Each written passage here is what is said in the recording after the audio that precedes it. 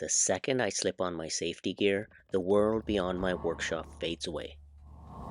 All I hear is the distant hum of the machines and the steady sound of my own breath through the mask.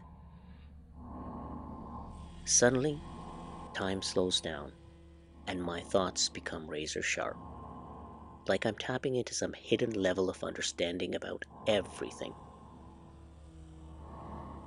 It's a strange feeling, but it's exactly why I love woodworking so much. It's my escape from everyday life, where I can afford to question everything and really sink into those deeper thoughts. Is this 90 degrees true? What is a perfect square? Does perfection even exist? Or are we all just chasing something we'll never catch?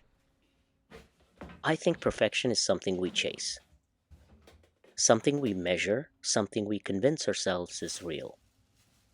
But in woodworking, as in finance, and anything else really, perfection is an illusion, an idea that exists in our minds, not in our hands. In finance, we run the numbers, balance the books, analyze the projections. We strive for precision, down to the last decimal. But just like woodworking, there are always margins of error. Markets fluctuate, inflation creeps in, tax laws shift. No financial plan is truly perfect because the economy, like wood, moves, it breathes, it shifts over time.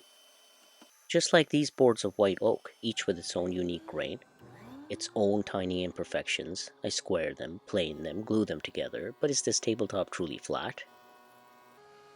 Is it truly square? Or is it just close enough?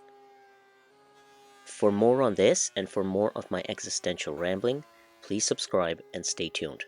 Complete build coming soon.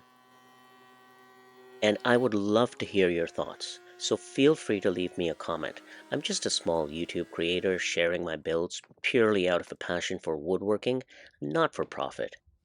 That means you can count on me to personally respond to every single one of you. Thanks for watching.